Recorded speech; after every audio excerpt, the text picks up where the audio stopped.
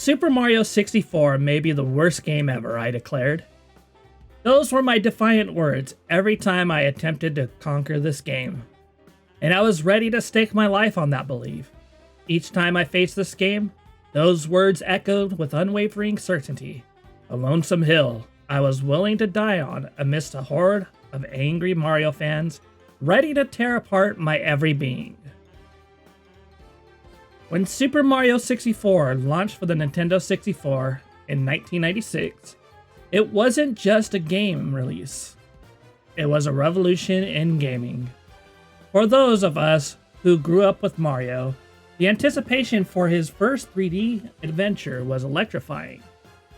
I remember the excitement in my neighborhood, the countless conversations about the new N64, and my own fervent pleas to my parents every birthday and every Christmas. I yearned so badly to play Mario 64 that I'd visit friends' houses just for a chance to experience the game. However, due to money constraints, my family couldn't afford a Nintendo 64. Fate dealt its hand. My parents bought me a Super Nintendo instead, for which I'm forever grateful for. Because in my opinion, the Nintendo 64 hasn't aged well. Fast forward to 2022, I finally picked up Super Mario 64 with the intent of beating it. My initial impressions were scathing. Terms like horrible and utter dreck flew freely. The camera mechanics felt like a constant betrayal, and the controls were akin to wrestling with the tempestuous beast. The music was the only beacon of hope amidst the storm. At that moment, I was convinced Super Mario 64 belonged in the annals of gaming's greatest failures. But did my thoughts change? That's the question we're tackling today. Join me as I delve into my journey through Super Mario 64, where my perspective on this iconic game took unexpected turns. Before we proceed though, don't forget to subscribe and hit the bell icon. On this channel, we explore everything in pop culture and gaming. Let's find out together if Super Mario 64 has managed to defy my initial judgment. Super Mario 64 is not just a game, it's a milestone in gaming history, credited with popularizing 3D platformers, being named Game of the Year, and the best-selling title on the console. It begins with Princess Peach inviting Mario to the castle, setting the stage for Bowser's inevitable kidnapping of the princess, leaving Mario to embark on yet another heroic quest. Navigating through 15 diverse stages, Mario employs a repertoire of moves, triple jumps, wall kicks, ground pounds, all to collect stars and confront various challenges, from stomping on Goombas to battling Bowser himself. The game's mechanics, once mastered, reveal a fluidity and depth that are intrinsic to its charm. Chaining moves together, diving into a kick, wall kicking into a ground pound, creates a dynamic experience, offering endless possibilities for traversal and exploration. It starts with easier levels, gradually increasing in difficulty as players progress, a design philosophy I've always admired in Mario titles, particularly in retrospect. One of Super Mario 64's standout features is its music, composed by legendary Koji Kondo. The soundtrack spans from whimsical and adventurous themes to ominous undertones, perfectly complementing the game's varied environments and evoking appropriate emotions. Tracks like Dire Dire Docks create almost dreamlike atmospheres, capable of inducing a sense of calm even outside the game. However, not all levels receive equal praise. Hazy Maze Cave, for instance, features the iconic underground theme from the original Super Mario Bros. Yet, it stands out to me as one of the game's more frustrating levels.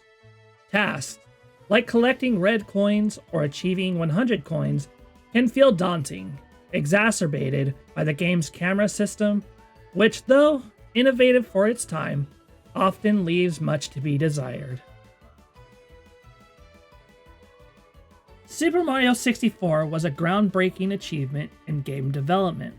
Designed by Shigeru Miyamoto and his team at Nintendo EAD, it pioneered 3D platforming mechanics and introduced players to a fully realized 3D world. The game's innovative use of the N64's analog stick for precise movement was revolutionary, though it also presented challenges, such as the pioneering camera system that struggled to keep up with the player's actions, a common issue in early 3D games. This would be Shigeru Miyamoto's last time directly involved in a Super Mario game. And reflecting on my past criticism of the camera, it's crucial to consider that Super Mario 64 debuted in 1996, an era when 3D gaming was in its infancy. The challenges posed by the camera angles were symptomatic of the technological limitations of the time. Levels like Rainbow Ride, where the camera offers greater freedom of movement, stand out positively in my memory. Despite my initial frustration with its platforming challenges, I now look back fondly on the experiences it created during my streaming career. Highlights like this.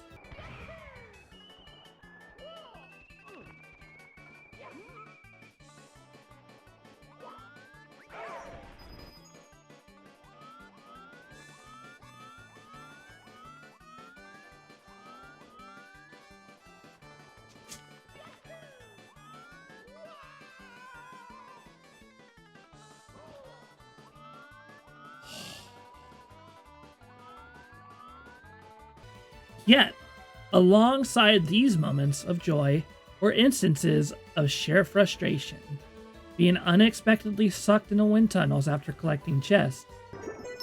Yay! Give me the star! No, you son of a biscuit! No! Mamma mia! These moments, while exasperating, often led to humorous and memorable streaming sessions, highlighting the game's ability to evoke a range of emotions.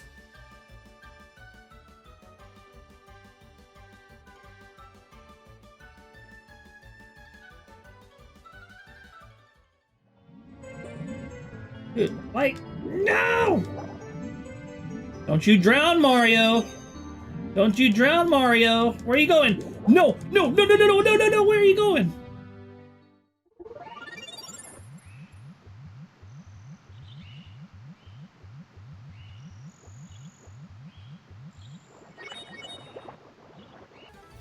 Utilizing Koopa shells to navigate quicksand and shifting sandland, or collect red coins in Snowman's Land, added refreshing gameplay variety. The inclusion of puzzles, like ice puzzles or manipulating water levels, showcased Nintendo's knack for innovative game design.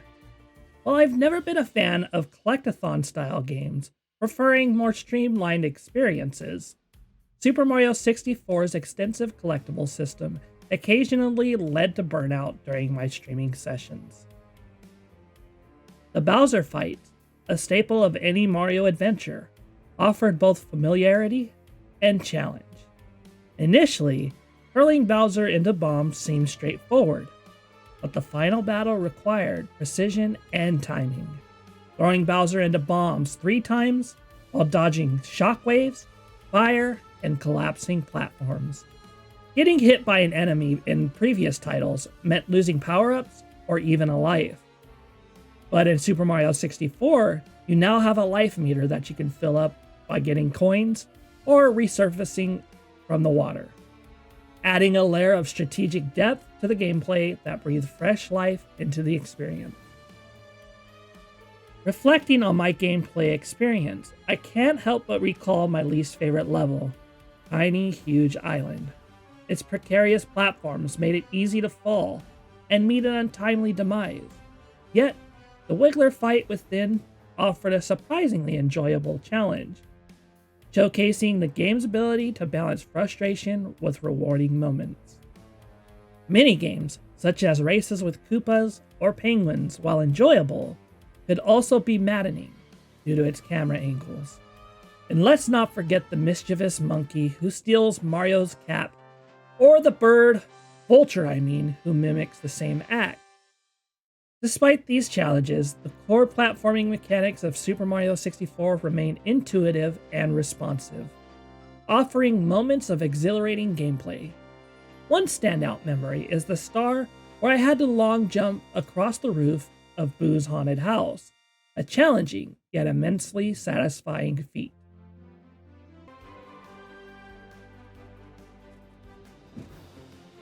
Tick-Tock Clock is the 14th course in Super Mario 64, and it's located on the second floor of Princess Peach's castle.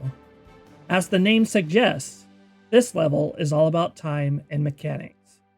The whole stage is a giant clockwork, and everything from platforms to pendulums moves according to the time you enter the level. One of the most fascinating aspects of Tick-Tock Clock is its unique time control mechanic. Depending on the position of the minute hand and when you jump into the clock, the movement of the level's obstacle changes. Enter at 12 and everything stops. If the minute hand hits 3, everything moves slowly. When it hits 6, things get unpredictable with a mix of fast and slow movements. And at 9, everything speeds up really fast. The level has 6 main stars to collect, each offering its own challenge, from roll into the cage to stop time for red coins. The stars test your platforming skills and your understanding of the level's mechanics. The design of Tick-Tock Clock is vertical, with platforms, gears, and pendulums stacked on top of each other, making the ascent both thrilling and nerve-wracking. As I revisit my thoughts on Super Mario 64, I've come to realize that my initial impression was shaped by frustration and expectations that overshadowed its merits. After weeks and months of reflection, I can appreciate the game for what it is, a pioneering title that not only revolutionized 3D platformers, but also defined a generation of gaming. Its music, ingenious platforming mechanics, and even its quirky camera angles carry a unique charm that resonates through its era. Yet, while I found moments of charm in Super Mario 64, I still hesitate to crown it the masterpiece many proclaim it to be. It lacks the nostalgic pull for me, and undeniably, it's a product of its time. Despite its challenges and occasional infuriation, navigating its vibrant worlds remains a testament to Nintendo's boundless creativity and unwavering commitment to innovation. Join me on this introspective journey through gaming classics, where we explore not only Super Mario 64, but also delve into movie reviews, series critiques, music insights, and the essence of pop culture itself. Don't forget to like, subscribe, comment, and hit the bell icon for more content that immerses you in the unforgettable experiences that shape our love for gaming and beyond. Until next time, stay immersed and game on.